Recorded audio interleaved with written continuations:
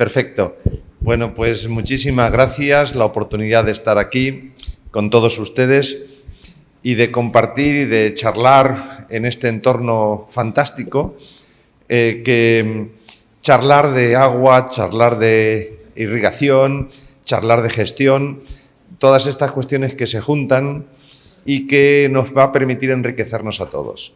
Lo importante es que no toca hacer este tipo de transmisión, pero tenemos un tiempo de discusión, de debate, de café, que creo que es una de las partes más enriquecedoras que podemos tener, de la cual aprendemos necesariamente todos de unos de otros. A mí me toca, he puesto este título, un poco para discutir algunas cuestiones que más quizás generales, pero bastante concretas, sobre la mejora en la eficiencia en el uso del agua en la agricultura, que es el elemento central que nos lleva a todos en esta dirección. Pero he puesto tres características que son tecnología, información y compromiso de los usuarios. La pregunta, y la repetiré varias veces a lo largo de mi intervención, es ¿cuál de ellas les parece a ustedes más importante a la hora de mejorar la eficiencia en el uso del agua? Un poco la reflexión que yo quiero impartir aquí, que quiero compartir con todos, es cuál de las cuestiones son más importantes, cómo se entrelazan entre sí estas cuestiones para conseguir ese objetivo que hemos puesto ahí arriba, de que seamos capaces de mejorar la eficiencia en el uso del agua, entendida por cuánta agua aplico y qué producción tengo. Es decir, no es la eficiencia intrínseca del cultivo, sino la eficiencia en el manejo del agua. Esta sería un poco. Y quizás la pregunta que yo les hago, esta es una... ¿Qué les parece las tres cuestiones? Tecnología, información y compromiso de los usuarios. ¿Y qué tenemos que hacer? ¿Cómo se entrelazan entre sí para conseguir el objetivo final? Les voy a contar cuestiones, o yo por lo menos les voy a trasladar algunas cuestiones. Les presento al grupo de investigación del cual vengo, de la Universidad de Castilla-La Mancha, que es el grupo de teledetección y SIG y Sistemas de Información Geográfica de la Universidad de Castilla-La Mancha, del Instituto de Desarrollo Regional, en la foto de arriba a la derecha, y los conocimientos han sido adquiridos trabajando conjuntamente, codo con muchas personas. Ahí hay un proyecto seminal que es Fátima, en la cual hay una foto en la que estamos todos los que participábamos en aquel momento, que han contribuido necesariamente todos ellos a hacer realidad lo que les voy a contar. Pero muchas más cosas también han aparecido en el proyecto que estamos terminando y el cual da origen a este simposio, que es este proyecto fantástico de nuevas tecnologías para el aumento en la eficiencia del uso del agua, que era al principio la cuestión que planteaba inicialmente. Bien, vamos a empezar, yo creo que con una visión de lo que hacemos, porque están los tiempos complicados, pero es una visión importante. La visión importante es que el uso del agua en la agricultura es la historia de un éxito inmenso, la historia de un éxito, que ha sido capaz de producir alimentos suficientes en cantidad y calidad para alimentar la humanidad. Hace años esto estaba en tela de juicio. Vamos entonces a colocarnos en la parte que podríamos decir dónde estamos. Por tanto, estamos subidos en un elemento que ha producido un éxito tremendo, tremendo. No se recuerda en la historia de la humanidad una situación como la que tenemos en este momento. Si hay problemas es a la escala de distribución que no de la producción, como bien sabemos. Bien, y además quería algunas cuestiones aquí no comentaré, aquí hay algunas referencias que nos pueden ayudar después en una lectura un poquito más, si quieren profundizar en estos elementos. ¿En qué se ha manifestado? Totalmente tenemos que el uso del agua en el riego nos da un incremento, como bien saben los que están aquí, con seguridad, en la producción por unidad de superficie frente a una agricultura de secano, y especialmente en zonas semiáridas y áridas. Nos da garantía, y esto es un elemento que la pandemia nos ha puesto bien de manifiesto, nos da garantía de seguridad alimentaria a diferentes escalas, con lo cual, cuando se habla de sostenibilidad, la seguridad alimentaria es uno de los elementos esenciales que aparecen también. Y el agua en el riego es un mecanismo fundamental que exige un montón de cosas, pero de resiliencia, por utilizar esta palabra también, frente a la sequía, que es un elemento también con lo que tenemos que coexistir. Y es una fuente de empleo y riqueza y tiene un efecto multiplicador en toda la estructura social, y esto es esencial. Y en muchas zonas rurales, al menos en la zona de la que yo vivo, en la que estoy, pero creo que en general, es un elemento que ayuda a que la población se mantenga y se fije. Por contra, nos enfrentamos con cuestiones asociadas a ese éxito, que es un uso creciente e intensivo del recurso agua, es el uso fundamental en muchas zonas. Tenemos problemas en mi zona, dificultades en la gestión, extracciones ilegales, no reguladas en su momento, y es un problema. Tenemos explotación excesiva de los recursos, especialmente en zonas que dependen de aguas subterráneas. Tenemos declive de los niveles piezométricos, pérdidas de manantiales, y nos enfrentamos al uso intensivo de nutrientes y herbicidas, pesticidas, etcétera, con lo cual tenemos riesgos de contaminación de acuíferos, riesgo de contaminación de aguas que tenemos que resolver. El uso de tierra para agricultura lleva también a deforestaciones, a pérdida de diversidad, y nos enfrentamos con temas asociados al incremento de emisiones, principalmente asociadas al tema de fertilizantes, y por tanto poco menos que hay un discurso que tenemos que entender y razonar y argumentar de que contribuimos, de que la agricultura contribuye fuertemente al cambio climático, al calentamiento global, y eso empieza a aparecer como un elemento central en muchos discursos. Aquí, para situar también el contexto en lo que voy a comentar, diremos que son buenas noticias. En este momento los datos indican, prácticamente desde el año 2000, que el incremento que se produce de uso de tierra para la agricultura ha pasado el punto de inflexión. No está durante todo el tiempo, siempre, desde milenios, ha ido creciendo aceleradamente desde 1800, más o menos, el incremento de tierra dedicada a la agricultura, aquí está todo metido, pero parece que hay diferentes estudios, pero sobre el cambio de siglo, el siglo XXI, indica que el incremento total de tierras se frena y hace el pico.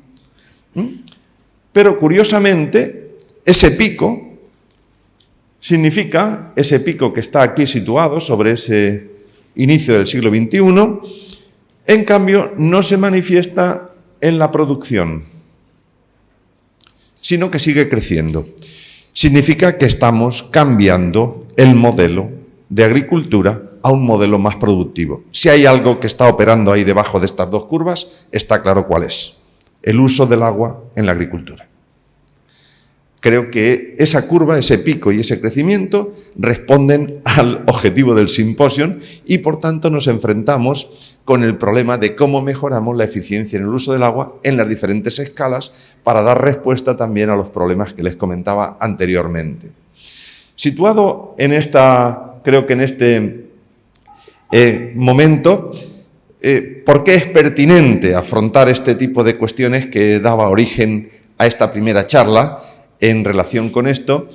Y si hiciéramos la encuesta, yo recuerdo cuando yo estudiaba matemáticas que había condiciones, no sé si recuerdan aquello, necesarias y suficientes.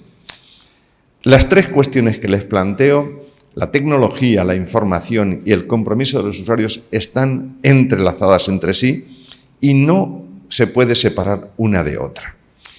Intentaré argumentarlo después.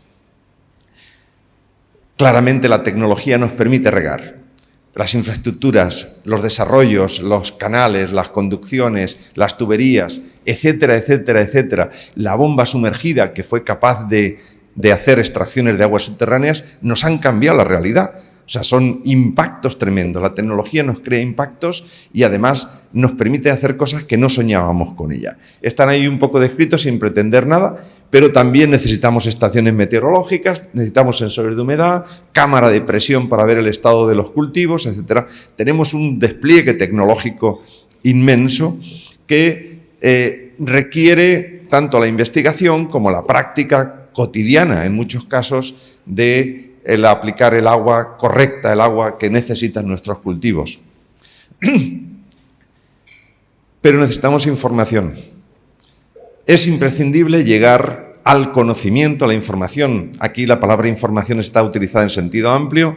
La información, pero necesitamos el conocimiento. El conocimiento es algo más que la ciencia. Es ciencia que es capaz de llegar a la gente cuando toma decisiones a la hora de aplicar el agua. Por eso ya he dicho información y conocimiento. Y responde a preguntas muy sencillitas que están ahí formuladas y que creo que se formula cualquier cosa. ¿Cuánto regar y cuándo? Creo que este es el objetivo un poco de esta situación. Por tanto, toda esta estructura, en el fondo, responder a preguntitas tan simples como esas que están ahí y que cualquiera se plantea a la hora de ir a hacer esta tarea. Bueno, aquí hablo de información y les presento algunas cuestiones para poner en contexto.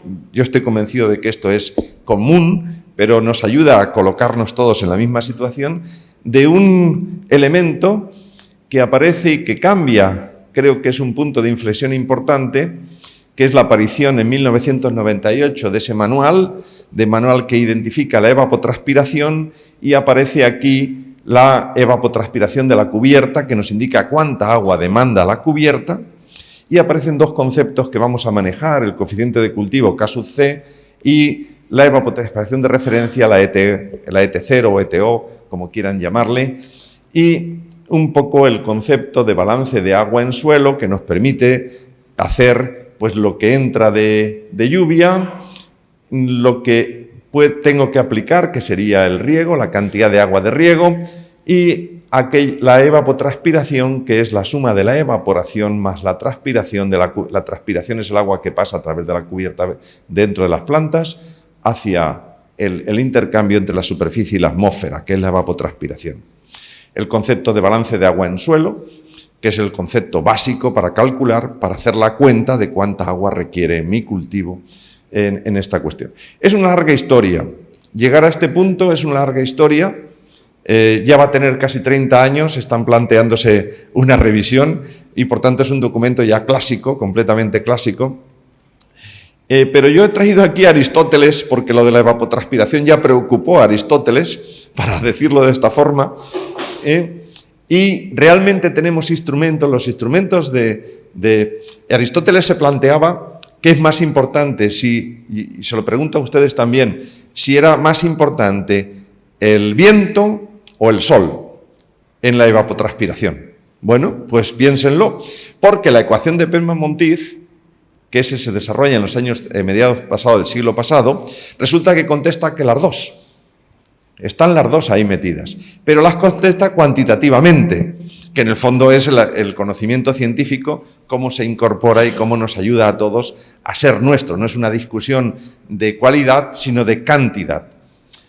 Y fundamentalmente empieza a aparecer en su aplicación práctica, sobre todo en el FAO 24 del 77 y el FAO 56 de 1998. Esta es un poco la historia de cómo hemos ido avanzando en la información, en el conocimiento de lo que denominamos el coeficiente de cultivo único y la evapotranspiración de referencia, para mejorar con toda esa tecnología que hemos dicho y responder a la palabra cuánto y cuándo regar. Bien, pero FAO 56 presenta un segundo paso que es muy interesante y verán cómo encaja en lo que les voy a contar, que es establece lo que llama el coeficiente de cultivo dual, que sería el coeficiente de cultivo basal, la palabra aquí, coeficiente de cultivo basal, que es capaz, multiplicada por esa evapotranspiración de referencia, de obtener un parámetro fundamental para mejorar el uso del agua, la eficiencia en el uso del agua, que es la T, la transpiración, el agua que produce biomasa. El agua que produce biomasa. Y tenemos la parte evaporativa, que es el agua que se evapora desde la superficie del suelo, que es por decirlo, es necesaria, pero que no produce biomasa, no afecta a nuestras producciones. Y por tanto es capaz de separar estas dos componentes es capaz de separar. Necesitamos estaciones meteorológicas para producir para calcular la evapotranspiración de referencia, sensores de humedad para conectar el mundo de lo que sucede aquí, del balance de agua, del contenido de agua en suelo, con que las plantas no entren en estrés, etcétera, que seguro que todos ustedes conocen. Pero aparece aquí esta cuestión de que tenemos un instrumento conceptual que nos permite calcular la parte de transpiración. Y ahora voy a entrar ya en el sensoramiento, que nosotros llamamos el sensoreamiento remoto, que llamamos allá teledetección, pero a mí me gusta percepción remota también, es una palabra que me gusta mucho. Y cómo entra en este marco conceptual todo esto. Bien, tenemos, yo creo que también no digo ninguna cosa que no sea conocida, tenemos multitud de objetos que vuelan, que desde los drones que se han popularizado inmensamente hasta nuestros satélites, y también tenemos instrumentos en tierra que son capaces de traernos información a distancia, que es allá le llamamos también teledetección, que viene del francés, y sensoramiento remoto, que viene del remote sensing de las palabras inglesas. Bien, la cuestión está en que tenemos aquí, en este momento orbitando encima de nosotros, 4 satélites que proporcionan una información absolutamente útil, 4. Yo estuve aquí en 2015. En 2015, en esta misma sala, en esta misma sesión, agradecido a presentar algunas de las cosas que voy a contar, y entonces teníamos solamente Landsat 7, Landsat 8, y Landsat 7 estaba averiado. Estaba medio averiado. Ahora, de allí, del 2015, ahora que estamos 10 años después, tenemos 4 satélites, de los cuales 2 están trabajando a 10 metros de resolución espacial. 10 metros por 10 metros es esta sala. Somos capaces de resolver este tamaño. Están 2 que están operando en tándem, de tal forma que nos están poniendo a nuestro... Y al lado están el Landsat 8 y Landsat 9, que están también en tándem y que están operando, de tal forma que nos permite hacer una cosita, que es tener imágenes, y fíjense las 2 palabras que hay ahí, libres y gratuitas. Libres y gratuitas, con una frecuencia espectacular. Una frecuencia de 2-3 días, quiten ustedes las imágenes que tengan nubes y nos da una frecuencia suficiente para seguir una cubierta vegetal en prácticamente todo el mundo. Esto lo repetiré. Tenemos un instrumento planetario, un instrumento global. Y eso nos lo permite hacer en cualquier sitio, con la misma metodología, en cualquier sitio del mundo. Eso es importante y lo repetiré. Al lado de esto tenemos toda esta información, esta riqueza de información a unas escalas de resolución métrica o submétrica que nos permiten trabajar en aquellas cosas que sean adecuadas. Muy bien. ¿Y esto para qué? Porque toda esa información requiere ese conocimiento que nos permite entenderlo. Aquí he dado un salto importante, tenemos toda esa información, esa teledetección, imágenes de satélite, aeroportadas, etcétera, etcétera, pero ¿cómo conseguimos pasar de esa información, cómo conseguimos llegar aquí? También pueden haber escuchado ustedes que tenemos satélites que son capaces de mirar un poco la humedad del suelo con eso, pero en el fondo lo que estamos buscando es esto. ¿Cuáles son las demandas de agua, de riego de la cubierta vegetal? Bueno, comprenderán que este es un elemento suficientemente importante como para hacer todo este proceso. Desde estas imágenes multiespectrales que registran la superficie terrestre en diferentes bandas, hay 3 metodologías fundamentales que hoy se van a exponer aquí. Una de ellas es ese coeficiente de cultivo basal que les he comentado antes, derivarlo directamente de las imágenes de satélite. De tal forma que con esa meteorología, con la evapotranspiración de referencia, llegamos directamente a la transpiración potencial. La buena nueva que yo vengo a traer, porque quiero traerla y quiero decirlo así como una buena nueva, es que por primera vez en la historia tenemos un instrumento que es capaz de medir un elemento que incluso en campo directamente es dificilísimo, tenemos capacidad de estimar la transpiración de una cubierta vegetal. La transpiración. Bien, de aquí podríamos sacar la evapotranspiración, cuando digo potencial, porque aquí no vemos el estrés. Ahora comentaré un poco. Hay otra metodología que va a ser expuesta por José Luis Chávez, que trata, que viene desde un balance de energía que requiere la temperatura de la superficie para llegar a esa evapotranspiración actual, real. Y otra similar, que es un modelo de resistencia derivado directamente, que es del profesor Guido D'Urso, que también es colega y que hemos estado trabajando muchas veces en estas cuestiones. Bien, necesitamos por en medio ese balance de agua en suelo, en el cual el dato más importante es la precipitación para llegar a esa demanda de agua. Bueno, les voy a presentar la buena nueva, que yo lo traigo como una nueva, como una buena nueva, porque para mí me parece absolutamente increíble que seamos capaces, con una simple relación... Bueno, esto que les voy a contar nos lleva a todos los que nos dedicamos a estos a pelearnos unos con otros de si esto es así, con datos, con información, con simposium, congreso, ponencias, publicaciones, para ver si se vamos estableciendo esta. La buena nueva es que somos capaces de sacar esa estructura con esa relación tan simple que está desde 2010, pero que yo quiero aquí mencionar a Christopher Neal, que fue absolutamente pionero en 1989, con una relación muy similar a la que yo les estoy planteando aquí, 1989.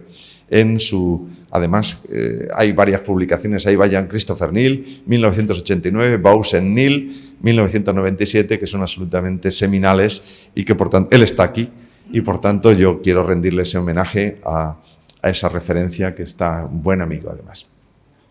Bien, SKCBTO es la transpiración potencial. Llamamos potencial porque es la transpiración en ausencia de estrés.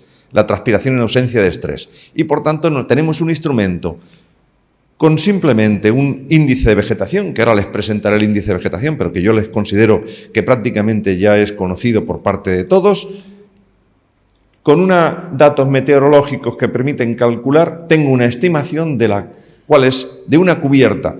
Esa cubierta, si nos asomamos ahí fuera, puede ser esa cubierta tan compleja como estamos ahí fuera, ese pasto, ese césped, con los árboles incluido, que siempre surge qué parte es la de los árboles, qué parte es la de abajo del sotobosque, etcétera, etcétera. Todo está mezclado y en algún momento le comentaré.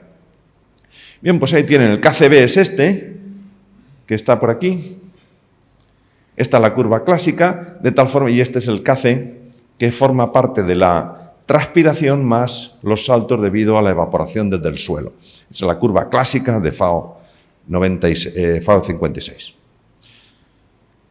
Bueno, ahí tienen un KCB, ¿no lo ven? Eso es, por esa relación que les he dicho antes, ahí tienen un trigo, he puesto el trigo porque es un cultivo de referencia por parte de todos, en el cual hay fuerte implicación, y este es un trigo podríamos llamar excelente, un trigo típicamente de 10 toneladas por hectárea, y ahí tienen perfectamente cómo se describe cada punto de estos, es el valor del índice de vegetación de una imagen, porque aquí la buena nueva es que tenemos series temporales de imágenes, que son capaces de describir cómo evoluciona la cubierta vegetal. Hemos superado el concepto de ir a una o dos imágenes a tener estructuras que nos permiten seguir la cubierta vegetal y analizarla en su profundidad. Y también me sirve para explicarles un poco el INDI-BI, porque creo que es interesante que tengamos una estructura de conocimiento de lo que significa. Miren, pero con una gráfica, como el otro día discutíamos, cómo se aprende con las gráficas. Aquí tienen suelo desnudo, estos valores. Aquí pueden ver qué está pasando aquí, cómo está creciendo la cubierta vegetal. ¿La ven? Creciendo la cubierta vegetal es que está desarrollándose lo que se llama el tamaño fotosintético, porque la planta está abriendo sus hojas y está capturando más radiación del sol que es al fondo el alimento de la planta, el que va a hacer que toda la planta funcione. Y aquí hay, un poquito antes de la hoja bandera, ha alcanzado esa meseta, ¿la ven? Esa meseta que indica que la planta ha desarrollado todo su aparato fotosintético y está dispuesta a crecer en biomasa locamente. La biomasa es diferente del índice de vegetación. Es una de las cuestiones. Y ahora lo verán por qué, cómo se puede mostrar. Perdón. Mire cómo trabaja aquí, llega a floración y a partir de la floración, aquí tenemos típicamente, si esto es 10 toneladas de producción, aquí tenemos típicamente 20 toneladas de biomasa. 20, típicamente el 50% índice de cosecha, tenemos 20 toneladas de biomasa encima de la superficie terrestre. Entonces, ¿por qué baja? Todavía no lo he cortado, lo cortamos aquí, por ahí. ¿Por qué no baja? ¿Qué está perdiendo la vegetación cuando se pone amarilla? Está perdiendo la clorofila. La clave no es la biomasa, nos está diciendo tamaño fotosintético, que esto es importante para entender, para manejar las cuestiones que tenemos aquí. Esta nueva forma de mirar. Con esas curvas vamos a ser capaces de ver muchas cosas, si las tenemos accesibles, claro, que de eso hablaremos también. Vamos a detectar anomalías y enfermedades, si sabemos cómo se comporta en ausencia de. Quería presentarles ahí como no tengo mucho tiempo, en estas cuestiones de demasiado detenerme. Miren ese pivo de ahí arriba, ustedes mismos me están diciendo, lo verían perfectamente, dirían, tiene problemas en su riego. Mire, hágase mirar la carta de aspersores. Hágase mirar la carta de aspersores, porque tengo una imagen de lo que está pasando. Detección de anomalías y mirarlo. Aquí en esta sesión, sobre todo, voy a trabajar cómo determinamos las necesidades de agua. Simplemente es el valor, fíjense. Cojo 0,91, lo multiplico por la relación anterior y me dan la ETO y ya tengo cuánto transpira. Fíjense que es totalmente sencillo, totalmente limpio. Bueno, limpio, es mi modo de ver. Pero si somos capaces de medir, y esto ya no voy a ir más allá, pero si somos capaces de estimar la transpiración, somos capaces de estimar biomasa que está creciendo, porque la biomasa y la transpiración acumulada están conectadas. Y por tanto nos vamos a mapear rendimiento. Pero como estamos viendo cada punto, esto que están viendo aquí es el punto este de ahí. Pero yo puedo tener puntos por todos sitios a tamaño de píxel, de tal forma que puedo ver cómo está trabajando la cubierta vegetal y tener mapas de zonas de manejo si me quiero ir al concepto de dosis variable. Y aquí no es el momento ni el oportuno, pero también podemos entrar en cuestiones asociadas a la detección de déficit de nutrientes a través de índices que funcionan relativamente bien. Bueno, miren el índice de vegetación, porque ahora ¿cómo es posible que con un índice de vegetación de esta forma tan sencilla seamos capaces de ver una cosa tan compleja como es un parámetro que es el coeficiente de cultivo basal? Piensen un poco. El índice de vegetación está relacionado directamente con la fracción de la radiación fotosintéticamente activa absorbida por la vegetación. Tamaño fotosintético, para simplificar entre amigos. Tamaño fotosintético. Entre 0 y 1. 0 significa solo desnudo. 1, que todos los fotones son capturados por la vegetación. Todos los fotones que vienen en el área fotosintéticamente activa, que es entre 0,4 y 0,7 micrómetros. Esta es una relación antigua, y antigua por decirla que es sólida. Entonces esto nos dice que si esta relación está funcional, nos dice que ese índice de vegetación tiene una interpretación tamaño fotosintético relativo, de tal forma que nos está dando algo que en agronomía seguramente los que estuvieron, todavía ni siquiera se estudia todavía, yo estoy empujando, por favor introduzcan el NDVI o el índice de vegetación como una cosa a estudiar, como se estudia el índice de área foliar, porque nos está diciendo el tamaño fotosintético de la cubierta vegetal.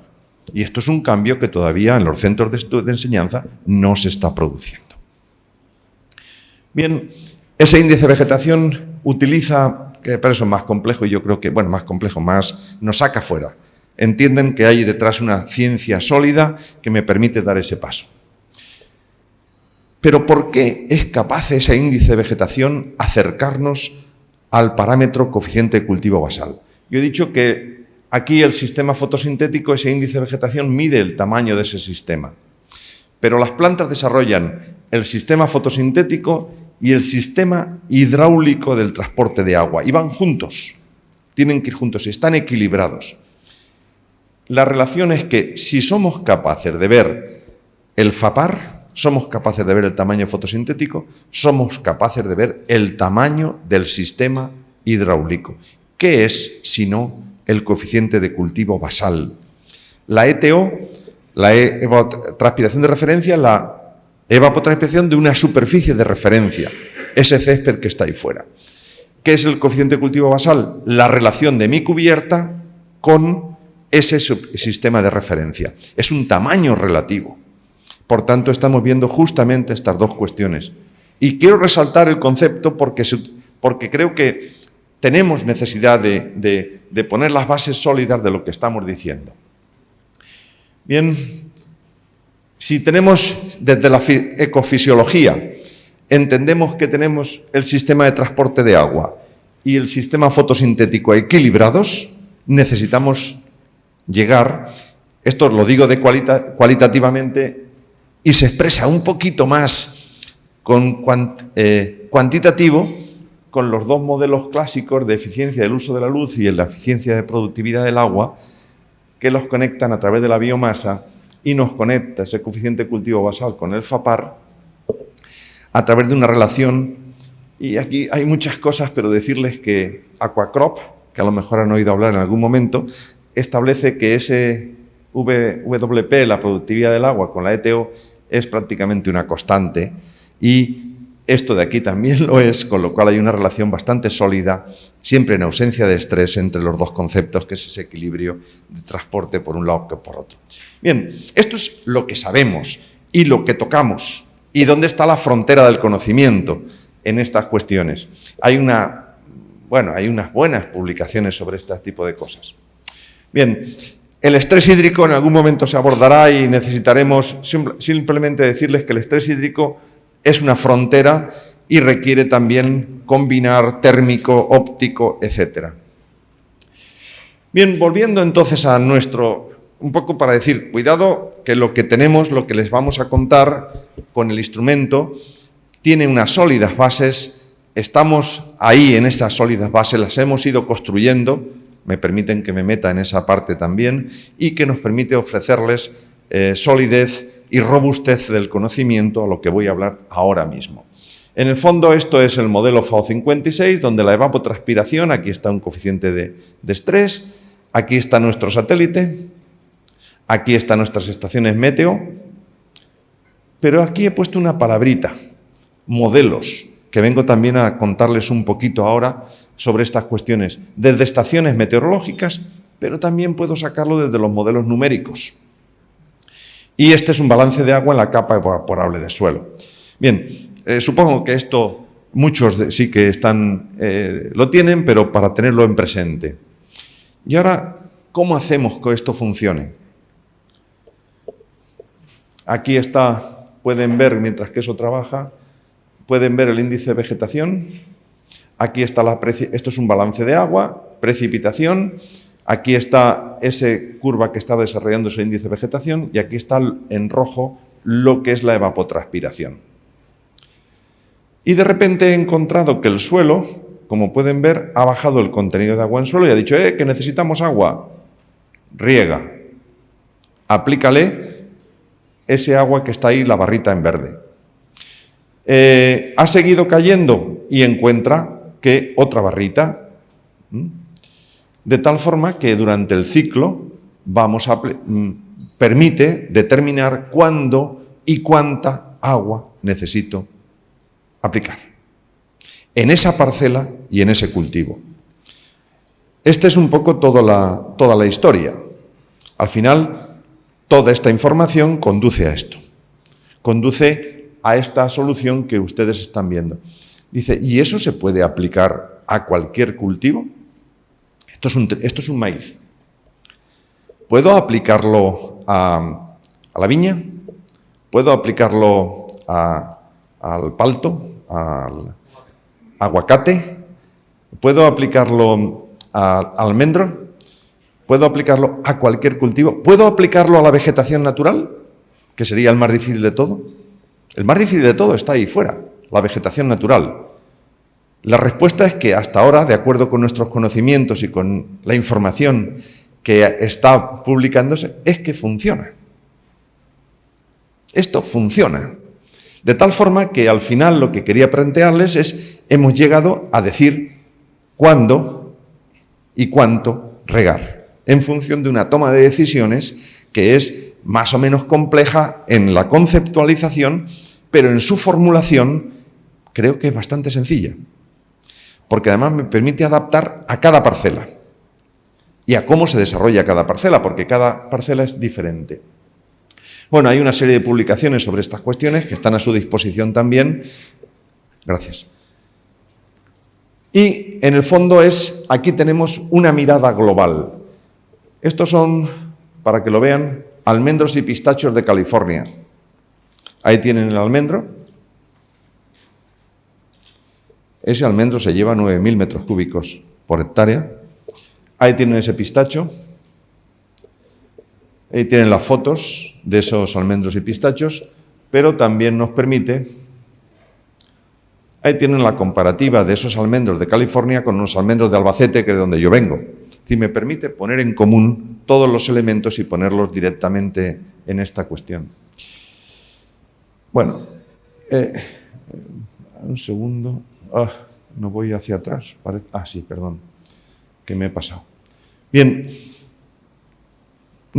entonces tenemos imágenes globales. Lo que les he contado antes de la parte de robustez de la ciencia, tenemos imágenes globales que nos permiten una mirada en cualquier punto del planeta. Necesitaríamos también la evapotranspiración de referencia, y estos son los modelos. El problema es que en muchos casos, ustedes saben que tenemos ausencia de estaciones meteorológicas y en muchos casos tenemos que el mantenimiento es poco adecuado. La buena nueva es que tenemos ya disponibles mapas de evapotranspiración de referencia a escala planetaria y global, que necesitamos hacer trabajo de comparativas en cada sitio, pero que están funcionando bastante bien. Ahí tienen la evapotranspiración de referencia planetaria de un modelo que estamos trabajando nosotros y que seguramente cambiamos a otros porque hay que ver cuál es el que mejor se adapta en cada sitio. ¿De acuerdo? ¿Es suficiente todo esto? Que es el final de la cuestión. La respuesta es que no. No corre la gente. No tenemos cola para hacer estas cosas. No hay cola. ¿Se entiende lo que quiero decir? Falta algo ahí. O sea, tenemos una tecnología y una información que creo que es extraordinaria, pero no es suficiente. La tecnología, la información, necesitamos otro paso más. Necesitamos un paso más, claramente. Llegar toda esa información, además, la podemos poner en un teléfono móvil para dar el salto tecnológico, ¿verdad? A través de las plataformas web GIS. Pero no es suficiente. No es suficiente. Necesitamos el punto de implicación de los usuarios. Hay un proceso algo más. La tecnología, la información requiere un compromiso, requiere la implicación, compromiso, como quieran llamarle, de los propios usuarios. ¿Y cómo se logra? No hay otra manera que trabajar en campo. No conocemos otra manera. Codo con los usuarios. Técnicos en campo. Y eso se llamó en muchos sitios de nuestro país extensionismo. ¿Verdad? Como decía Vicente Bodas el otro día, Vicente Bodas, este señor que es un ingeniero agrónomo, dice que si es que tenía que ponerse de rodillas. Bueno, es una broma que está ahí, ¿verdad? En este caso. Pero está claro cómo se consigue ganar confianza. No hay otra manera. No conocemos otra manera y la experiencia, llevamos muchos años en esto, de trabajar codo con nuestros usuarios, no hay otra forma. Y muchas gracias.